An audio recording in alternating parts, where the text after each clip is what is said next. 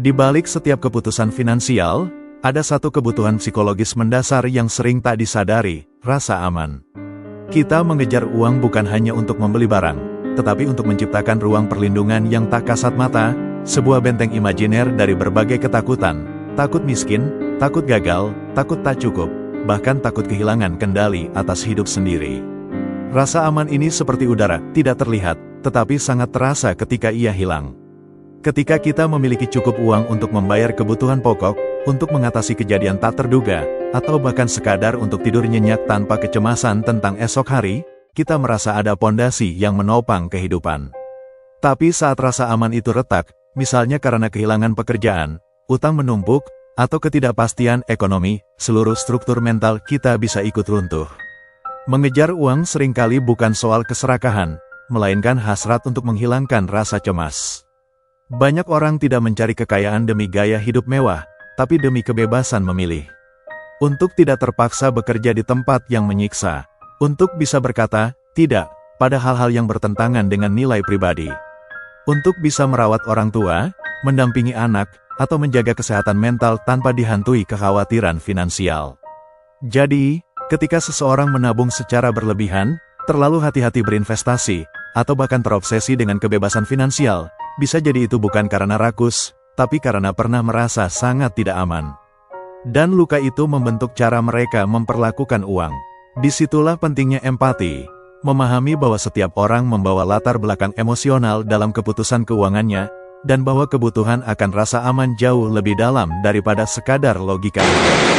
Morgan Housel menyadarkan kita bahwa rasa aman bukan sesuatu yang diberikan oleh angka tertentu di rekening. Rasa aman adalah persepsi, sebuah sensasi psikologis yang terbentuk bukan oleh angka, tetapi oleh pengalaman, kenangan, dan narasi internal yang kita bentuk sepanjang hidup. Dua orang dengan jumlah uang yang sama bisa merasakan tingkat keamanan yang sangat berbeda. Seseorang bisa memiliki miliaran di rekening tapi tetap dihantui rasa takut bangkrut, sementara yang lain bisa hidup tenang dengan penghasilan pas-pasan karena ia merasa cukup dan yakin pada kemampuannya menghadapi hidup. Mengapa bisa begitu? Karena rasa aman tidak dibentuk oleh realitas objektif, tapi oleh cerita yang kita ceritakan pada diri sendiri.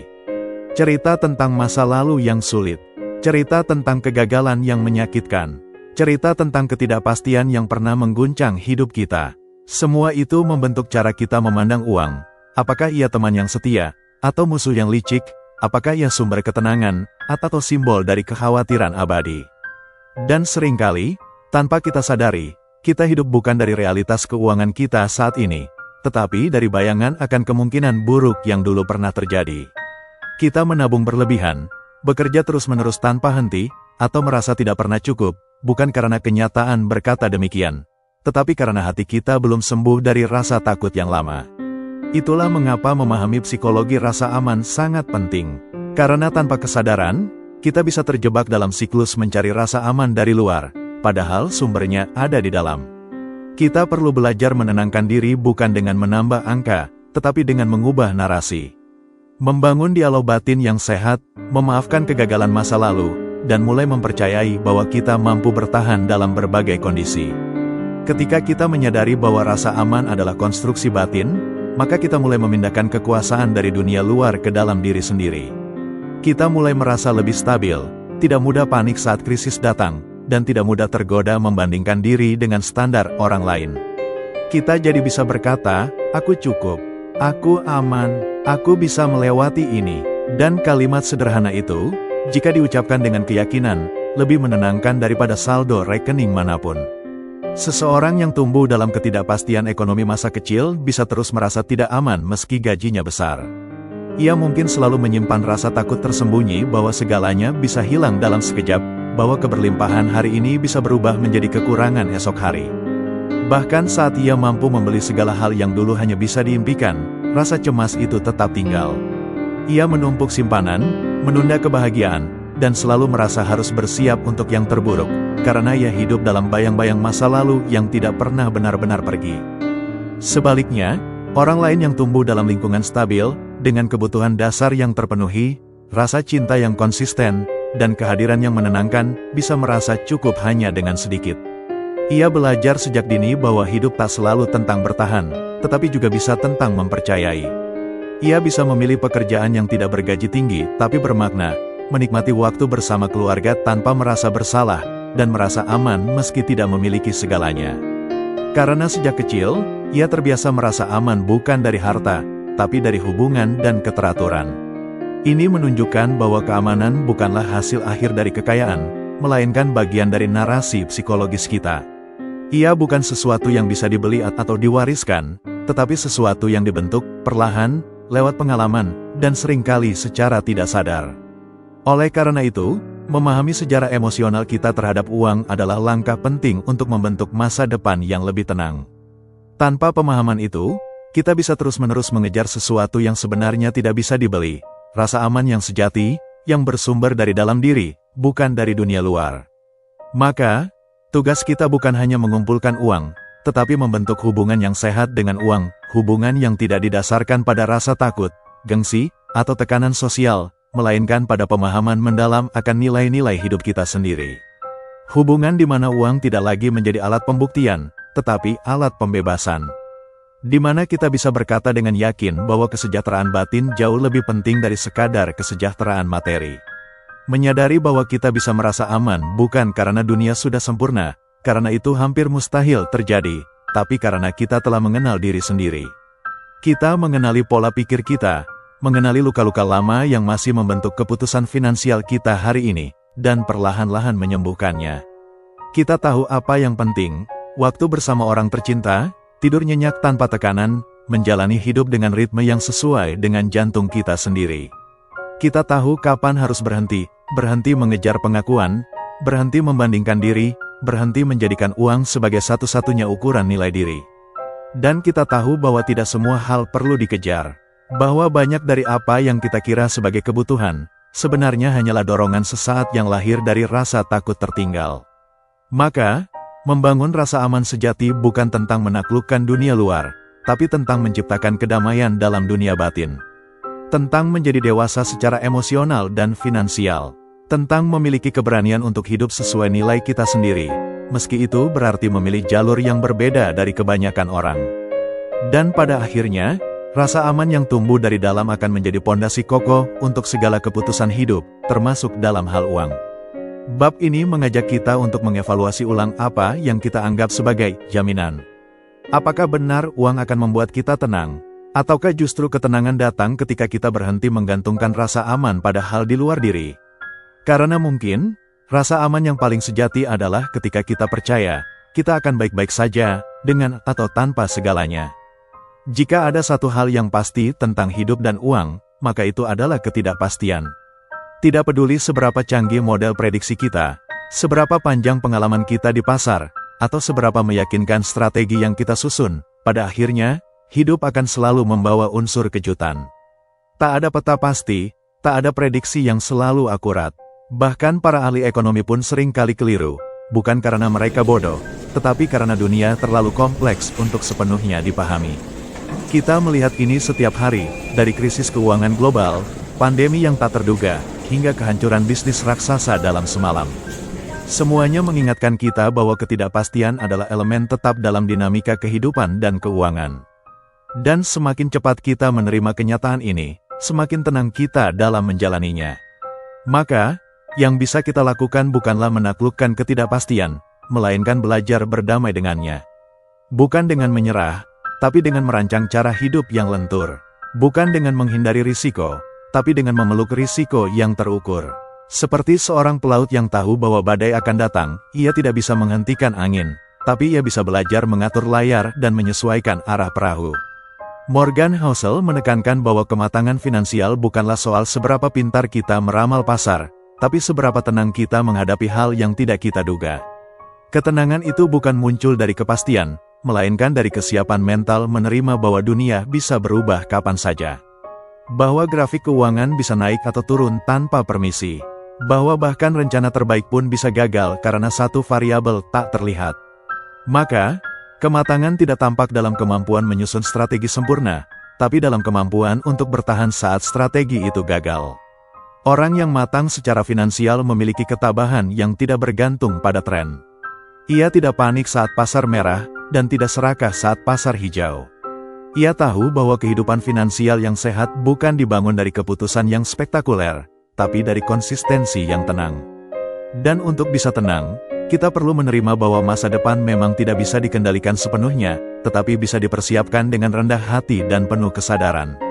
Ketika seseorang tidak siap dengan kenyataan bahwa hidup bisa berubah dalam semalam, ia cenderung panik, bereaksi berlebihan, dan membuat keputusan impulsif. Sebaliknya, orang yang telah menerima sifat alami dunia yang tidak pasti, akan lebih siap secara mental dan emosional untuk menyesuaikan langkah. Ia tidak bergantung pada skenario ideal, tetapi membangun fondasi yang kokoh untuk skenario terburuk. Kematangan finansial sejati lahir ketika kita tidak lagi mengejar kepastian, tapi menyiapkan diri untuk kemungkinan. Ketika kita sadar bahwa menyisihkan dana darurat bukan tanda pesimis, melainkan bukti cinta pada masa depan. Ketika kita mengerti bahwa diversifikasi bukan sekadar strategi teknis, tapi simbol kerendahan hati bahwa kita bisa saja salah. Dalam dunia keuangan, kesombongan sering dibayar mahal. Terlalu percaya diri, terlalu yakin akan prediksi sendiri, atau terlalu bergantung pada tren pasar bisa menjebak kita dalam risiko yang tak disadari. Banyak orang kehilangan segalanya bukan karena mereka tidak tahu cara menghasilkan uang, tetapi karena mereka menganggap dirinya kebal terhadap kemungkinan buruk. Mereka melupakan satu prinsip dasar, pasar tidak punya kewajiban untuk memenuhi harapan siapapun. Sikap merasa tahu segalanya membuat kita lupa berjaga. Kita berhenti bersiap karena merasa aman. Padahal, justru ketika kita merasa paling yakinlah kita paling rentan. Sejarah pasar telah menunjukkan bahwa kebangkrutan terbesar seringkali menimpa mereka yang terlalu percaya diri. Mereka yang merasa tidak perlu bersiap karena merasa telah menemukan formula pasti untuk menang. Namun, saat kita rendah hati di hadapan ketidakpastian, saat kita akui bahwa kita tidak tahu segalanya dan mungkin saja salah, disitulah ruang untuk kebijaksanaan tumbuh. Kita jadi lebih waspada, lebih adaptif, dan lebih realistis dalam menata keuangan. Kita belajar untuk tidak menaruh semua telur dalam satu keranjang, untuk tidak mempertaruhkan segalanya pada satu kesempatan, dan untuk membangun perlindungan jangka panjang. Kerendahan hati bukan kelemahan. Ia adalah bentuk keberanian tertinggi, keberanian untuk mengakui keterbatasan diri, dan tetap melangkah dengan bijak meski tidak tahu pasti kemana arah dunia akan bergerak. Dalam dunia keuangan, kerendahan hati adalah strategi bertahan paling cerdas. Menerima ketidakpastian juga berarti membebaskan diri dari tekanan menjadi sempurna. Kita tidak harus selalu membuat keputusan terbaik. Kita hanya perlu membuat keputusan yang cukup baik, berulang kali, dengan konsistensi. Karena seperti dalam hidup, keberhasilan finansial bukan hasil satu lompatan besar, tapi akumulasi dari langkah kecil yang tepat arah. Dan pada akhirnya, damai bukanlah hasil dari semua hal yang berjalan sesuai rencana. Damai tidak hadir karena tidak ada masalah, tetapi karena kita tidak lagi dikuasai oleh rasa takut akan masalah. Damai adalah hasil dari hati yang siap menerima jika rencana berubah, dan dari pikiran yang mampu merangkul kenyataan bahwa perubahan adalah bagian tak terelakkan dari hidup. Dalam dunia keuangan, seperti dalam hidup, rencana terbaik bukanlah yang paling rinci atau paling menjanjikan hasil besar, tetapi yang paling fleksibel. Rencana yang mampu beradaptasi saat dunia berubah arah. Rencana yang memberi kita ruang untuk berpikir ulang, menyesuaikan strategi, dan tetap melangkah meski keadaan tidak ideal. Karena ketahanan, bukan kesempurnaan, adalah inti dari keberlanjutan. Maka damai sejati adalah ketika kita bisa berkata, apapun yang terjadi, aku telah mempersiapkan diriku untuk menjalaninya. Bab ini adalah ajakan untuk berhenti melawan ketidakpastian, dan mulai bersahabat dengannya. Karena di balik kekacauan yang tak terduga, seringkali tersimpan peluang, pelajaran, dan bahkan ketenangan, jika kita cukup terbuka untuk menerimanya. Salah satu bias paling berbahaya dalam dunia keuangan, dan hidup secara umum, adalah ilusi kontrol. Ini adalah keyakinan yang halus tapi kuat bahwa kita bisa mengendalikan lebih banyak hal daripada yang sebenarnya mampu kita kendalikan. Bahwa jika kita cukup pintar, cukup berhati-hati, cukup terencana, maka dunia akan mengikuti logika kita. Bahwa dengan informasi, analisis, dan kehati-hatian, kita bisa memetakan semua kemungkinan dan mengatur hasil akhir sesuai harapan. Namun, dalam praktiknya, keyakinan ini sering membawa kita pada jebakan. Kita mulai merasa bahwa segala hal buruk bisa dihindari, asalkan kita cukup siap. Kita mulai menyalahkan diri sendiri secara berlebihan ketika sesuatu tidak berjalan sesuai rencana, seolah-olah kesalahan adalah tanda kegagalan pribadi, bukan hasil dari variabel-variabel luar yang memang tak bisa dikendalikan. Ilusi kontrol membuat kita menaruh terlalu banyak beban pada pundak sendiri, sekaligus menjadikan kita lebih rentan saat realitas menghantam keras dan tak sesuai harapan. Dalam investasi, ilusi ini bisa membuat kita merasa mampu mengalahkan pasar. Dalam perencanaan hidup, ilusi ini bisa menumbuhkan anggapan bahwa dengan cukup usaha, semuanya akan mulus. Padahal, hidup selalu memiliki elemen liar, hal-hal yang datang tanpa undangan dan pergi tanpa permisi. Kesadaran akan keterbatasan ini bukan bentuk pesimisme, melainkan bentuk tertinggi dari kebijaksanaan. Namun, kenyataannya hidup tak sesederhana itu. Pasar bergerak karena miliaran faktor yang tidak semuanya dapat dianalisis, dari keputusan bank sentral, kebijakan geopolitik, hingga preferensi konsumen yang berubah dalam semalam. Setiap detik, jutaan data baru mengalir, membentuk dinamika pasar yang tak bisa dijinakkan hanya dengan angka-angka. Hidup pun berputar berdasarkan variabel-variabel yang sering tidak kita sadari. Kondisi keluarga, kesehatan mental, kejadian kecil yang tampaknya remeh tapi berdampak besar. Seberapa sering kita merasa sudah memperhitungkan segalanya, lalu ternyata muncul sesuatu dari arah yang tak terduga, krisis ekonomi global yang menghantam tabungan kita, pandemi yang memaksa dunia berhenti, peristiwa pribadi seperti kematian orang tua atau kehilangan pekerjaan, atau bahkan sesuatu yang tak terukur seperti kegelisahan batin, kehilangan motivasi, atau perubahan arah hidup yang mendadak. Kita hidup dalam sistem kompleks yang bergerak liar, penuh interaksi antar faktor yang saling bertaut, membuat prediksi jadi permainan yang rapuh. Disinilah letak kekeliruan ilusi kontrol. Kita pikir kita punya peta lengkap, padahal yang kita punya hanyalah sebagian kecil dari gambaran besar yang terus bergerak. Kita menyusun strategi dengan keyakinan tinggi, tapi lupa bahwa peta bukanlah wilayahnya. Dunia nyata tidak selalu mengikuti garis yang telah kita gambar. Dan saat realitas menyimpang dari prediksi, rasa frustrasi dan kehilangan arah pun datang menghantam. Ilusi kontrol membuat kita terlalu percaya diri. Kita merasa keputusan kita pasti benar, bahwa strategi kita pasti unggul. Padahal, justru perasaan terlalu yakin inilah yang membuat kita lengah terhadap risiko. Kita berhenti mempertimbangkan skenario lain. Kita menutup telinga terhadap saran berbeda. Kita merasa tidak perlu bersiap karena merasa sudah mengendalikan semuanya. Morgan Housel mengingatkan bahwa kebijaksanaan finansial bukan terletak pada kemampuan meramal masa depan, melainkan pada kemampuan untuk bersikap rendah hati terhadap masa depan. Kerendahan hati ini bukan sekadar sikap pasrah, tetapi bentuk pemahaman mendalam bahwa dunia tidak bisa sepenuhnya dipetakan. Bahwa ada hal-hal yang bahkan tidak bisa dikenali sampai semuanya telah terjadi. Ini adalah kebijaksanaan yang lahir dari pengalaman, bukan teori semata. Orang bijak bukanlah yang punya jawaban untuk semua pertanyaan, tetapi yang sadar bahwa tidak semua pertanyaan punya jawaban yang jelas, dan tetap tenang saat harus melangkah di tengah kabut. Mereka tahu bahwa ketidakpastian bukan hanya risiko, tetapi bagian dari lanskap kehidupan yang tak terhindarkan. Maka, alih-alih berupaya menghilangkannya, mereka belajar hidup berdampingan dengannya. Mereka lebih memilih fleksibilitas daripada kekakuan, kesiapan daripada keyakinan mutlak. Karena pada akhirnya, mereka paham, yang paling berbahaya bukanlah ketidaktahuan, melainkan keyakinan palsu bahwa kita tahu segalanya. Dalam dunia keuangan, langkah paling kuat justru seringkali adalah pengakuan bahwa kita tidak tahu. Bahwa ada batasan dalam pengetahuan manusia, dan bahwa prediksi terbaik pun bisa meleset karena variabel yang tak terlihat.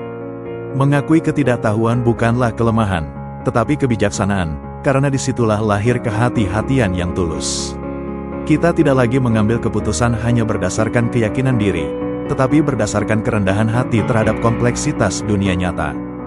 Banyak dari kegagalan besar dalam sejarah keuangan berakar dari ketidaksediaan untuk mengakui bahwa kita bisa saja salah. Padahal, dengan menerima bahwa ketidakpastian adalah bagian dari permainan, kita membuka ruang untuk perencanaan yang lebih tahan banting. Kita menyiapkan cadangan, membangun rencana B, dan merancang sistem yang mampu beradaptasi saat keadaan berubah drastis. Kita belajar untuk merespons, bukan bereaksi. Kita belajar untuk tenang di tengah badai, karena tahu bahwa badai adalah bagian dari siklus. Dan yang lebih penting, kita belajar untuk menilai keberhasilan bukan dari seberapa sempurna kita memprediksi, tapi dari seberapa bijak kita menghadapi ketidakpastian. Karena satu-satunya kendali yang benar-benar kita miliki adalah bagaimana kita merespons apa yang terjadi, dengan kepala dingin, langkah yang terukur, dan hati yang tetap terbuka terhadap perubahan. Orang yang memahami batasan kontrol pribadi akan merancang sistem keuangan yang lebih lentur. Ia tidak mencoba menaklukkan masa depan, melainkan bersiap untuk segala bentuknya. Ia membangun sistem, bukan ramalan, karena ia tahu, ramalan bisa meleset, tetapi sistem yang dirancang dengan prinsip kehati-hatian dan ketahanan bisa bertahan dalam guncangan. Ia menyiapkan dana darurat bukan karena ia pesimis, tapi karena ia tahu bahwa hidup bisa berubah dalam hitungan hari, dan memiliki cadangan berarti memiliki waktu untuk berpikir sebelum bertindak. Ia berinvestasi dengan prinsip diversifikasi, karena ia sadar bahwa tidak ada satupun pilihan yang pasti benar. Dengan menyebar risiko, ia meminimalkan kerugian dan membuka jalan bagi stabilitas jangka panjang. Ia menciptakan kebiasaan baik dan konsistensi karena tahu bahwa kekayaan sejati dibangun dari langkah kecil yang terus-menerus, bukan dari satu keberuntungan besar. Ia tidak bergantung pada inspirasi sesaat atau dorongan emosional, tetapi mengandalkan struktur, disiplin, dan kesadaran diri. Ia juga belajar untuk menyesuaikan diri ketika kenyataan tidak sesuai rencana. Ia tidak menyalahkan keadaan, tidak terjebak dalam nostalgia masa lalu atau panik akan masa depan. Ia tahu bahwa fleksibilitas adalah kekuatan, dan bahwa kemampuan beradaptasi lebih penting daripada merasa benar. Karena pada akhirnya, dalam dunia yang tidak pasti, mereka yang bisa menyesuaikan diri dengan cepatlah yang paling bertahan lama. Ketika kita melepaskan ilusi bahwa segalanya bisa dikendalikan, kita mulai merangkul kenyataan bahwa ketidakpastian bukan musuh, melainkan bagian dari struktur kehidupan. Kita mulai melihat bahwa segala sesuatu yang tak pasti bukan selalu ancaman, kadang justru menjadi ladang pembelajaran, titik balik, atau bahkan awal dari sesuatu yang lebih besar. Kita berhenti melawan arus dan mulai belajar menavigasi ombak, bukan untuk menaklukkannya, tetapi untuk bisa terus mengapung meski arah berubah. Kita menjadi lebih peka terhadap waktu, lebih sabar dalam mengambil keputusan, dan lebih bijak dalam menilai risiko. Kita tahu bahwa keberuntungan bisa berperan, tapi persiapan mental dan sistem yang baik lebih bisa diandalkan dalam jangka panjang. Ketika ketidakpastian tidak lagi membuat kita cemas, tapi justru menjadi bagian dari ritme yang kita pahami, saat itulah kita menemukan ketenangan sejati. Dan dengan itu, kita mulai menjalani hidup dengan lebih tenang, lebih rendah hati, dan lebih tahan banting, karena kita tidak lagi tergantung pada kontrol, melainkan pada kesiapan dan kebijaksanaan. Bab ini adalah pengingat, tidak semua hal perlu kita kuasai. Kadang, kekuatan sejati datang bukan dari merasa tahu segalanya, tetapi dari kesediaan untuk berjalan dalam ketidaktahuan dengan pikiran yang terbuka dan hati yang tenang.